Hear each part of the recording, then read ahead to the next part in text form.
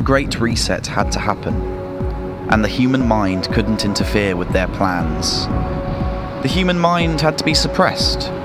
People were thinking for themselves. They didn't need bombs or chemicals. They understood that the most powerful weapon was fear. It ate at the human condition like caged rats around our heads. Our thoughts just rotted, decayed, until the old world had just become a part of our imaginations. By dismantling the core of society, they divided us, making people fight with one another. It allowed this to become a psychological war amongst the people. The virus collapsed the economy, allowing the New World Credit System to be introduced. National governments formed to become a one-world government, and religion became illegal. No one could pay their mortgages. Property became government-owned. You stayed in line or you were hunted down like a witch. Police were given 100% power, and the city's empty offices became the workstations for the fascist state. The collection of data and monitoring human behaviour became the stable economy. No one could understand why and how this happened. But that was part of the plan. Keeping people disorientated, kept them asleep, and holding on to the system.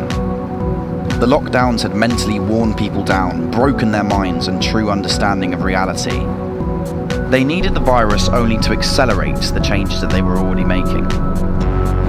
It was the perfect smokescreen to bring about their new world order, which they had been working on for decades. Human evolution needed to be reversed. They had used and abused us enough to construct the artificial reality they desired. There was no use for us anymore. Unless we merged with their machine and followed their path to destruction, we were useless. The number one objective of the reset was depopulation. Humans were over-exceeding resources. Carbon emissions had to stop to allow certain technologies to be introduced. But it was also a resetting of the mind, individually and collectively. They pulled us through everlasting satanic rituals to give us human trauma, allowing them to steer evolution as they wished. Mental illness had become like the common cold, and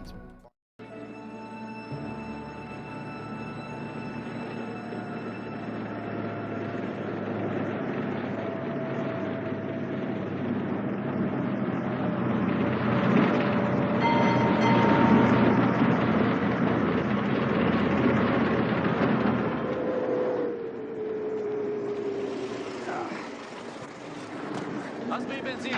Хорошо.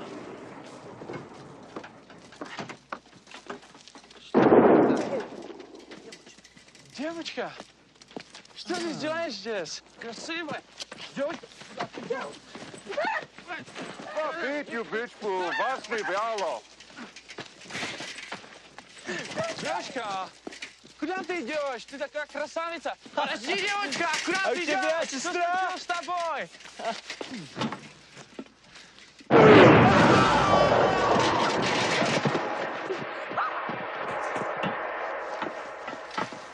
Пойдем.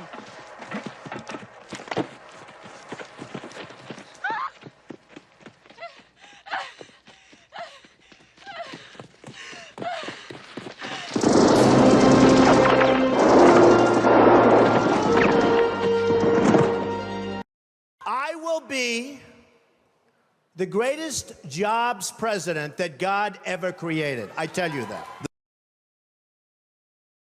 Years from now, some of them may look back and ask themselves whether they've made the right choice, whether they've made the most of the opportunities they've been given. Together, we have the same mission. Over the course of your life, you will find that things are not always fair. You will find that things happen to you that you do not deserve and that are not always warranted. But you have to put your head down and fight, fight, fight. Never, ever, ever give up. Don't give in, don't back down, and never stop doing what you know is right. Nothing worth doing ever, ever, ever came easy. And the more righteous your fight, the more opposition that you will face. In your hearts, are inscribed the values of service, sacrifice, and devotion. Now you must go forth into the world and turn your hopes and dreams into action. America has always been the land of dreams because America is a nation of true believers. When the Pilgrims landed at Plymouth, they prayed. When the founders wrote the Declaration of Independence, they invoked our Creator 4 times. Because in America, we don't worship government, we worship God. It is why our currency proudly declares, "In God we trust." And it's why we proudly proclaim that we are one nation under God. The story of America is the story of an adventure that began with deep faith, big dreams, and humble beginnings. The next generation of American leaders never, ever give up. There'll be times in your life you'll want to quit. Never quit. Never stop fighting for what you believe in and for the people who care about you. Carry yourself with dignity and pride. Demand the best from yourself. The more people tell you it's not possible, that it can't be done, the more you should be absolutely determined to prove them wrong. Treat the word impossible as nothing more than motivation.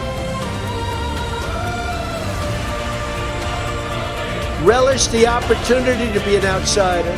The more that a broken system tells you that you're wrong, the more certain you should be that you must keep pushing ahead. You must keep pushing forward. And always have the courage to be yourself. America is better when people put their faith into action. Pray to God and follow His teachings.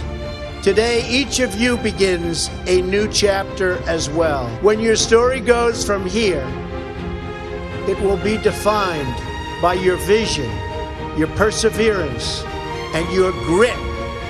You will build a future where we have the courage to chase our dreams no matter what the cynics and the doubters have to say.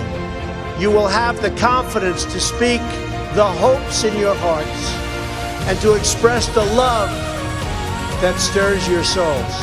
As long as you have pride in your beliefs, courage in your convictions, and faith in God, then you will not fail. As long as America remains true to its values, loyal to its citizens, and devoted to its Creator, then our best days are yet to come.